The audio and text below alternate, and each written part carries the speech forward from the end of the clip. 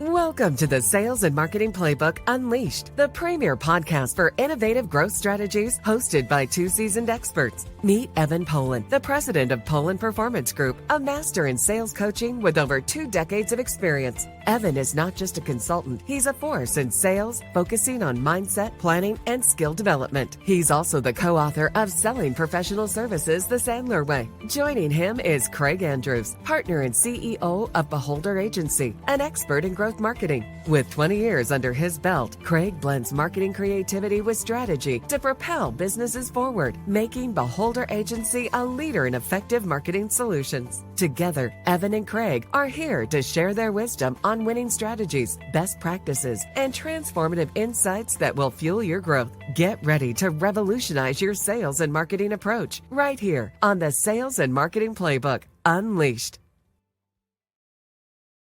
And welcome to the Sales and Marketing Playbook Unleashed. I'm Craig Andrews, and there's my partner in crime. See, I still learn after a little bit later, right? And there's my It only took a couple years. Just a couple years. But it's that way, not that way. I got it now.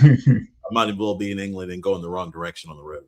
But anyway, so the playbook, we are the playbook. And one of the reasons why we call ourselves the playbook is because we want to come to you guys directly with sales and marketing topics that's going to help you grow your business. And to that name of the playbook, I'm excited about this episode today because primarily what's going to happen here is my guy Evan, that way, is going to unload to you guys some stuff that's going to be very pivotal for you to understand why your sales training is important in your business.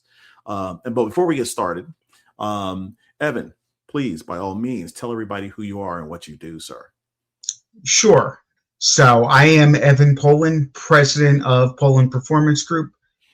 Polin Performance Group is a sales training, sales coaching organization focused primarily on helping everyone from solo up to mid-sized businesses, mid-sized firms who are looking to increase their sales, generate more business.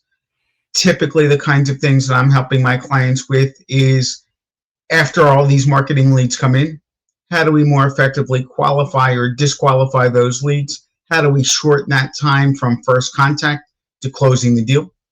And then developing a plan and a strategy around, okay, if I have a particular goal, how am I going to accomplish that sales goal? How many new clients do I need? How am I going to get in front of those clients? And then do I have the best strategies? And as we go through today's session, which is really going to focus on sales training and sales coaching, what's effective, what's not effective, we'll go into much greater detail in terms of what I do, and primarily who I'm helping are folks who are selling services. So everyone from lawyers, accountants, consultants, people who never in their worst nightmare would consider themselves salespeople, but if they want to make partner, have their own firm, they need to learn how to develop a book of business.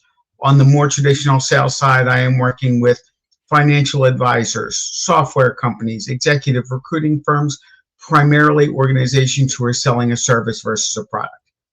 Now I want to bring my partner Craig back onto the stage. And Craig, in addition to being the host of an award-winning sales and marketing podcast, what do you do in your day job? So I'm a partner at Beholder Agency. We are a growth marketing agency. And one of the things that we do is that we work with small to medium-sized businesses in terms of helping them in their overall marketing processes. Usually the people who reach out to us are frustrated because, hey, I'm not getting anything from my website. Hey, people don't understand what I do. Or they ask that famous question of when people say, what do you do? They go, we do stuff. Right? Very general. What we try to do is we try to target people and get them located or get them recognized and awareness and visibility on the internet. So that way they can start to grow their business year after year. And part of the reason why my guy, Evan, is so important, I'm going to bring him back to the stage, is because we use his process, as he just mentioned, we use his process in our marketing process. So the reason why this podcast works so well together is because when marketing and sales, notice I put marketing first that time, when marketing and sales gets together, there's a really great way to grow your business year after year. And that's why I've taken his training. We're suggesting that you guys take his training. Why? Because if you work with us, you're using his sales system anyway. So today's topic, today's show is going to be featured on how to measure the effectiveness of a sales training program. Evan and I both have the same problem in which people don't try to say, well, how do I know the marketing's working? How do I know the sales training is working? So part of what we want to do today is start with the sales perspective in terms of the sales training program. Evan, what's your take in terms of the effectiveness of sales training? Why don't we start with that? So I think one of the words that you just used is really important, and that's effectiveness. Unfortunately, what I find with a lot of individuals, with a lot of companies, with sales training, they just want to check the box and say that they provided their team with something. Yeah. And if you bring in or decide to invest in sales training, but don't clearly really define, okay, what challenges are we running into? What problems are we trying to solve? What tangible skills do we want our folks to walk away with? At the end of the day, you're going to get a feeling, oh, that seemed good. Our people seem motivated. They seemed happy. Mm-hmm. You can't measure those things in terms of dollars and cents, in terms of number of new clients brought in. Mm-hmm. So one of the things somebody should really think about before investing in sales training is, what are our objectives? What are some of the challenges that we're running into? Where can we get better? And then whatever kind of sales training, whatever kind of sales coaching we're selecting, is that going to address those challenges? Is that going to specifically help us with those issues? Mm-hmm. And if the answer is no, you should probably search for additional training, because guess what? If your folks are great at closing business, but all they're doing is relying on the inbound leads, and they're not very good at asking for referrals, they're not very good at networking, they're not very good at developing strategic partnerships. Yeah. Well, guess what? If the sales training is just focused on closing the deals, that's not going to address the issue of we need to get in front of more opportunities. Mm-hmm. So you really need to be specific. The other thing I hear a lot from companies, especially with companies from limited resources, in terms of reasons they don't invest in sales training, oftentimes they're thinking, well, geez, one or two of my people, they're on the borderline. I'm not sure if I want to invest in them. I'm not sure if they're going to stick around. My question to those companies, to those firms is, what if you invest in them and they stay? How much is it costing you to keep people who aren't really good? And even if you invest in them and it doesn't work out, they're probably going to get a little bit better. And you will probably learn a lot more quickly whether or not they're going to be able to stick around for the long term. Yeah. Than if you ignore the problem, decide not to invest in it. Yeah. And then you have somebody who's not productive staying around for a lot longer. And I want to add to that, and this is important for the listeners to understand. Even though Evan's speaking about individuals, where we collaborate very well is technically you're investing in a system, because even if that particular individual is good or not good, you're going to probably bring somebody else in, right? So the system that you guys are implementing, which is Evan and I have absolutely gone back and forth, where we had a client who wasn't ready for the sales training, but they needed marketing. And then we had clients who had the marketing, but wasn't ready for the sales training, and vice versa. So the important thing to understand, and the point he just made there, is that you're investing into a system. So you should not, if you're considering to invest, you need to invest in sales training. I am a witness to that. Had one of my best years last year in the process of actually, and I've known Evan for years, finally implemented the things he told me. I know, Evan. I know. I know, Evan. Some people are slower learners than others. I got you, Evan. I knew it was coming. I was trying to preempt it before it happened. So you need to invest in the sales training, so that way you have a system into place. As I mentioned before, when you come into us, we're implementing that sales training. And one of the things I want to kind of jump into here real quick before Evan continues is we've developed a cookbook, a revenue cookbook, that's paramount for people to have. And it keeps people simple, because we're about the playbook about keeping things simple, but having good visual goals in terms of how you are outreaching, how you're accomplishing the goals, how are you closing those businesses. And it's all laid out in a beautiful spreadsheet. We'll put it in the description as we go forward here. So you want to say something? Yeah, I think the other thing that's important, both on the marketing side as well as on the sales and business development side, mm-hmm. is the owner of the organization, the managing partner of the firm, needs to be involved right from the beginning. If the managing partner's not involved, they're not going to understand the process. And if they don't buy in, I used to run into this early in my career. A company would send a group of people to me for the training. I wouldn't insist on that managing partner, on that owner being involved.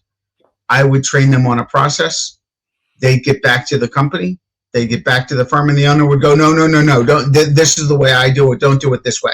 Right. So the folks going to the training would know that the firm was investing in the training. They were spending their time, and then the owner was immediately undoing everything. Yes. You talked about the cookbook. Everybody's individual cookbook should go up into what the company's goals are, what the firm's goals are. So again, if the owner's not involved, if the owner's not setting and saying, I want $5 million in revenue, I want $25 million in revenue, you and I can put together cookbooks, we can put together a marketing plan, a sales plan. If that's not feeding into what the vision of the organization is, absolutely, it's going to fall apart and it's not going to work. So that's why it's so important for sales and marketing to be on the same page, but also for leadership to be involved and leadership to buy in. Otherwise, you're setting yourself up for sabotage and things won't work. Okay. So now, as we move forward here, I'm going to give everybody a warning. Okay. We're going to try and keep it not so technical as Professor Evan over here delivers his 5 core levels of sales training. Okay. So, Evan, why don't we start with number 1, which is the reaction, which is what's the most overused metric. Let's start there. So, and as we start, we're going to start with the least effective and move to the most effective. Okay. So, unfortunately, what a lot of organizations will do, they'll send someone to a 2-hour, a half day, a 1-day workshop. And then afterwards, survey everybody, what did you think? Did you like it? How did it feel? Mm-hmm. There's a couple things. There's no measurement with how did it feel. If somebody goes through training, it's really entertaining. They're not held accountable. They may absolutely love it because it was a lot of fun and it was a break from the mundane meeting with clients, answering the phone, sending out emails, sending out calls. So they may have liked it. At the free lunch. It's a free lunch. They get to meet a couple of people, be out of the office for a couple of hours. Probably not going to lead to effectiveness. Mm-hmm. So do not do that. Save yourself the time, save your people the time, save the money. If you're just looking for a feel-good, check the box thing, find something as inexpensive as possible, have it take very little time, because I promise you there's not going to be any effectiveness in terms of adding to your bottom line. Which is what this is all about. Right. And quite frankly, it's not going to give your people any skills either. That's right. And so number 2 of the key points here. So the second kind of level is learning. And that's not just, okay, did this feel good? But can we outline what people learned? Can they articulate what the methodology was, what the process was? Was there role playing? What were they taught the skills and then given a chance to try to apply those skills, practice those skills? And again, with something like that, you can kind of, give people a pre-test afterwards, give them a post-test afterwards, maybe ask them and do a little bit of role playing to make sure that they picked up on things. So that is more effective than the smiley face, hey, how did everybody feel at the end of the program? And, again, better knowing what people are walking away from is definitely going to be more effective. And so the point I want to make with that as well is, me, I'm a data guy, right? So a lot of times from a owner perspective, a managing partner perspective, they will continue to ask these questions because I've done it myself, right? And what's important to understand in that is when it comes down to, is it worth the investment the next session? This is part of the reason why we're doing this episode, is because at the end of the day, when they come back and go, well, my people liked it, Evan, and you're going, but did you get any business? That's the key difference between Evan and myself and others, is that we want to know that you guys are getting business from it, not just that you're doing it. Right. And we're going to get to that next. The other thing I would tell you with the learning piece of things is, in an ideal world, you're doing ongoing reinforcement training over time. Because if you send people to a 1-day or a 2-day program, it's like drinking from a fire hose. They're only going to retain a certain amount. so that additional reinforcement is really important in terms of best practices, so that those skills have some stickiness. Because the other thing that I sometimes find is people will intellectually understand the concepts. It doesn't mean that they're applying them day to day. Okay. So we're on to number 3, sir. Behavior change. So this is where we really want to, at least at a very minimum, start to see things. And that is when your people are getting training. When you're getting training, are you seeing any difference in what they're doing day to day? Are they actually implementing day to day what they put into practice? Are they doing more outreach? Are they getting more meetings? Are they getting more appointments? Do you see them doing a better job questioning? In the pipeline, do you see that their opportunities are actually qualified and it wasn't just, hey, I had a great call, I had a great meeting, but that you actually clearly see, did we discuss budget? Did we discuss this decision-making process? Do we know clear next steps? So making that behavioral change can be really challenging because in general, people get caught up kind of just being comfortable doing what they've always done. Mm-hmm. So getting them to make that change, again, typically takes time, typically doesn't happen in a one-time event, but happens with ongoing training and sometimes some individual coaching as well to make sure that those concepts are getting modified based on the styles of each of your folks. So what's interesting here is, one, if you can give me a brief example, right, of that moment when you can tell that they get it and the change in the behavior is happening. But as you think about that, I'm going to give you an example of what happened to us when we sent our people to Evan and Polin Performance Group to get the training that we needed and to catch them up to par for our business. Immediately after the training, I think after 1 or 2 sessions, I get a call from Evan and go, Craig, he doesn't understand it. He doesn't understand it. And I said, what doesn't he understand? He just doesn't understand the basics of it. I don't know if that guy is the right guy. And I said, I appreciate that. Let me talk to him and find out what might be missing. Well, he didn't work out. I'll just put it to you that way. And ultimately, the important thing about this particular step is the behavior change. You know, there's a phrase I've been throwing around here about the signs of a dying church. And one of the things that you hear them say in a church is, we've always done it that way. And that is the moment in which in this new age of AI and marketing and sales and the whole business development, what the important thing to understand is you have to be flexible and you have to be able to make changes to get the outcome you want. And that's very important. You were going to say something? Famous last words. This is the way that we've always done it. Craig, how frequently are you faxing things out to your clients these days? That? What's a fax? Yeah. I'm sorry. I don't know what you're talking about. Yeah, but 10, 15 years ago, that's how we were communicating. And my fax line was plugged in more frequently than my internet line was plugged in. Absolutely. Things change over time and you can't do things the way you've always done. Very much so. And that's why this step is probably the most important. If you can't see those changes, you can't get improvement. Right. So you asked about an example. So I just did a training program for a number of attorneys. We talked about going through your LinkedIn, looking at who your top tier connections were, your middle tier connections were, kind of the bottom connections, the people who you're not quite sure how you got connected to on LinkedIn. We talked about leveraging contacts to generate more referrals and introductions. So I had several people come back to me, say, hey, Evan, I did the exercise you suggested. I downloaded my LinkedIn. I separated my contacts. I reached out to one of the people on my A list and I talked to them about who they knew that may be good for me.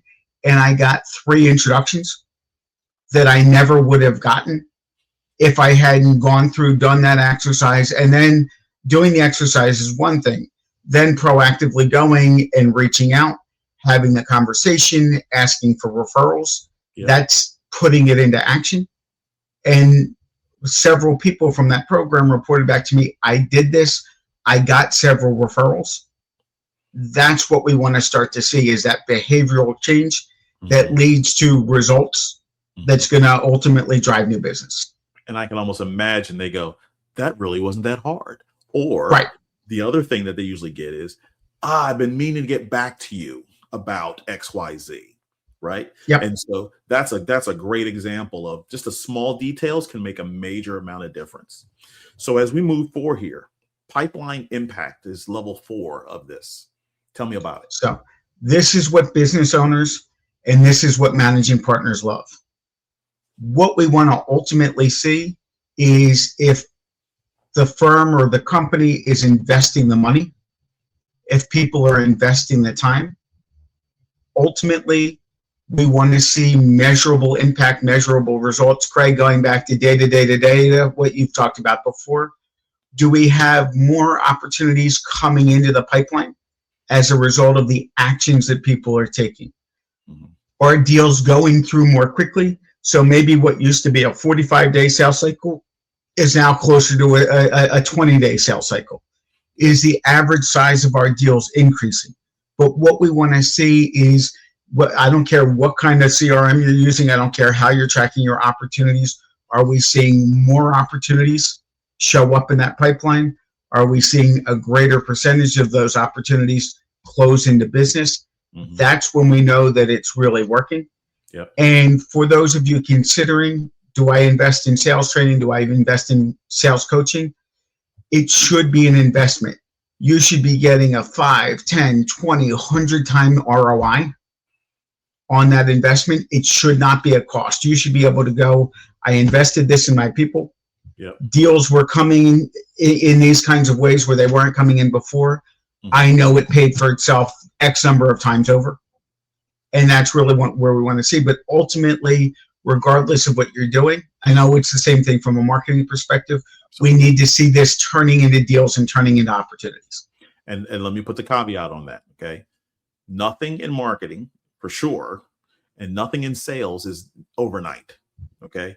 It's a process that you're putting into place, and over time, the return is going to be there, and it's going to be ridiculous. It's not an overnight process. Let me just make sure that's very clear. Right. So Craig, to illustrate this, and I know you and I have both gotten these kinds of phone calls before. Mm-hmm. Hey, I'm really desperate. I really need help. I need 30 days. I need to turn this around in 30 days. I need to turn this around in 45 days.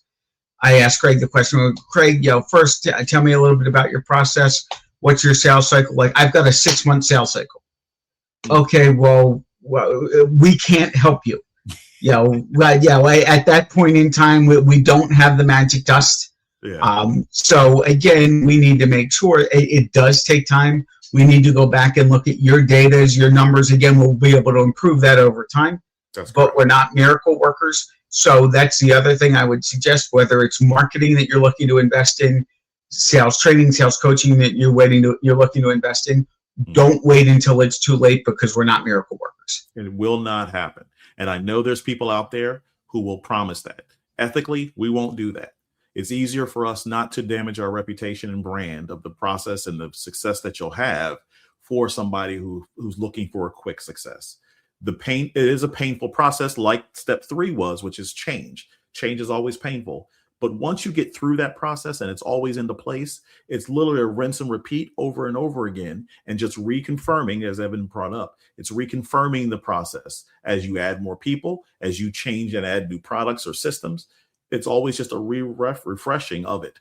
I go to Evan's trainings every year. I go to his dream book session every year, and it reminds me. I sit back and I go, "Oh yeah, I forgot that step. Let me do that again." Very, very important. So we're at the final stage here, which is the revenue and ROI stage of level 5. So ultimately, again, we want to be sure that we're tracking and measuring that return on investment. How many more deals are coming in? What is the value of those deals? Mm-hmm. Are we getting more referrals? How many more referrals are we getting? Are those closing into business? Are those closing into business faster? Are we growing our current accounts because we're doing a better job with cross-selling and upselling? But I know it's a little bit more challenging on the marketing side. Mm-hmm. But on the sales side, you should be able to measure. If I'm making these changes, are more deals coming in? Are they more of the right kinds of deals? Am I closing a higher percentage of them? And you should be able to track revenue based on what you're doing, based on the changes that you're making. And I want to go back to something that Craig referenced. As we're doing this, we're building a sales culture. Mm-hmm. We're building a sales strategy for the organization. So if you have old people leave and new people come in, you should be able to insert them into the process. There should be a common sales process. Everybody should be selling the same way. Again, they can use their own individual personalities. And when it comes to prospecting, there's 20, 25 different things they could be doing. But everybody should be qualifying in the same way, using the same language. So as an owner, as a managing partner, as a sales manager, it makes it much, much easier to track the progress, to manage the team. If everybody's using the sales process and you don't have 8 different people doing things 8 different ways. Absolutely. And I know we're getting a little long here, but I like the notes that you sent me here in terms of realistic expectations of how long this should take. Can you just kind of blow through that list for us? Sure. Within about 30 days, 30 to 45 days, you should start to see a change in behavior. Within 60 to 90 days, in most industries, you should be able to see additional opportunities added to that pipeline, added to the number of opportunities you have. And typically, depending on your sales cycle, within 3 to 9 months, you should see additional revenue hitting your bottom line. And I think I'm sorry, go ahead. I'm sorry. I was going to say, the other thing I would share is if you've got a senior sales team, in general, I find that people who are already pretty far along and pretty successful, you actually see a greater ROI on them more quickly because they have to make less changes. They will see more results with just a few tweaks, where those newer, younger folks need to build up their number of contacts, need to build things up, and it can take a little bit longer for that investment to pan out. So just think about that. And again, if you've got really senior people, if those folks are open to change, you may want to look at investing in them maybe even first, because you'll see a very quick return on investment that will then fund everything else that you want to do. And what I wanted to add on top of that is that the thing that I think might have been in between the lines in terms of what everyone's referencing, which I know affects from a marketing perspective, is the relationship piece. Okay. So some of those senior people already have relationships. In marketing, you're trying to build relationships with your audience, which will also help. What we're a big proponent about talking about here is being sure that you're answering their questions. And I know a lot of the details in Evan's training is talking about what questions they asking and make sure you're answering it. Don't just give me fluff of all the great things you can do and all the features and benefits and make my eyes kind of go on reset. It's very important that you're literally talking and answering their question, because their answer is a click away. From a marketing perspective, their answer is a click away. If you can't give it to me, somebody else will. And with our time being limited, it's very important to understand that process into place and the relationship you have. So once it comes to them from a marketing perspective and we send them to the sales piece, you're continuing the relationship in the conversation from a sales perspective. They had expectations for marketing, which is how they got here. And now your job is to take it to the finish line. So, and something else we've talked about before, that's also why it's so important to sales and marketing to be consistent, because if they're responding to a marketing message and then they're hearing something completely different from whoever in sales they're talking to, you're going to lose credibility very quickly, and they're going to move on to the next because they're going to be confused that the messaging's just not matching up. And the same thing if you have 8 different salespeople and it sounds like you're working for 8 different companies based on how they're positioning your company, you're going to lose a lot of credibility, and that's not going to be any good for the results that you want to get.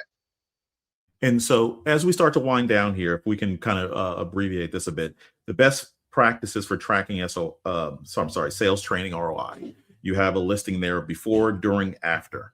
I love that. Can you kind of summarize it for everyone? Yeah. So again, at the beginning, identify what you want to accomplish. What are the goals? How can we measure whether or not we're accomplishing those goals? And then as you're going through, going through the training, as your folks are going through the training, make sure that we are tracking, make sure that we're holding your people accountable so that you can see, is activity changing? Is the number of opportunities they're getting in front of changing? Are they closing more business? And that's really what we want to do. And again, when it comes to sales, it's pretty black and white in terms of whether or not it's working. Sorry. Okay. So loved all of it. Love all of it. Now, again, if I warned you that this was going to be complicated, right? So there's one easy answer to get to this stuff again. Reach out to somebody I know. I have a guy who knows these things. Reach out to him. Just get an idea. Have questions, talk about it. I promise you that your sales training will improve. Now, as we finish out here, the important note is that data, if you can't measure it, you can't control it. You can't improve it. You can't make it better. Improvement is making something better. So it's important to understand that the sales training, which is I call it the second half of the process, which I know you love that, is the second half of the process to the marketing piece. And when they come together, we've talked about this in our first episode, ironically, is that there's an 80% increase in revenue easily by having us two in the same table with you. Okay. Right. And it's important that you work together. Just this week from the Craig website that Craig built, I had an inbound lead come in. As I talked to the prospect, I identified that they really needed marketing help more than sales help, that they really needed to have more leads. They needed the phone to ring with more of the right kinds of customers. So I transitioned them back to Craig because that's his wheelhouse, not my wheelhouse. Now, once they start getting all of these leads, if they have a hard time converting, then Craig will pass them back to me so that then we can work on the sales process. But that's how the two kind of work together. We need to get the phone to ring. We need to be in front of more opportunities with the right kind of messaging. And then we need to make sure that we are making the most of those opportunities once we get in front of them. Absolutely. So I promised you guys at the start of the episode that this was going to be heavy. This was a really good subject. If you guys need any more information, you can always click, subscribe. And by the way, I'm getting a lot of emails from people who want to be on the show, which I'm really, really excited about, which means the information is landing. And so ultimately, we're going to bring guests. We're going to be information. We want you guys to grow your business with the resources that we have and help you. Why? Because we are, I don't know if I'm on the right angle, but we are the playbook. No? Other side. Dang it. I had it. We are the playbook. Okay. On my side, it's over here. Over there, it's over here. Okay. I told you I'm still backwards. Anyway, I had it working in the beginning and not so much now. But we're the playbook. We're here to give you guys the information, the concepts, the ideas. If you have any questions whatsoever, please, by all means, reach out to us and ask questions. We're here to help. Evan, let everybody know where we are, sir. So you can find us, subscribe to our YouTube channel. You can find us Apple, Spotify, wherever you get your favorite and not favorite podcasts. So you can find us anywhere. Please please subscribe, follow along. And we look forward to seeing everybody on our next episode. And that's Evan sliding into home base right there. That's his baseball analogy. He loves baseball. Anyway, Craig Andrews, Evan Polin, that way. And we will talk to you guys next time on the Sales and Marketing Playbook. Keep winning. Thank you for joining us on this exhilarating journey through the world of sales and marketing. Remember, the playbook is in your hands and the possibilities are limitless. Keep exploring, experimenting, and innovating, and watch as your business reaches unprecedented levels of success. Don't forget to subscribe to the Sales and Marketing Playbook Unleashed on all major podcast platforms, and follow us on YouTube, Facebook, and LinkedIn for even more exclusive content. Until next time, keep hustling and keep winning.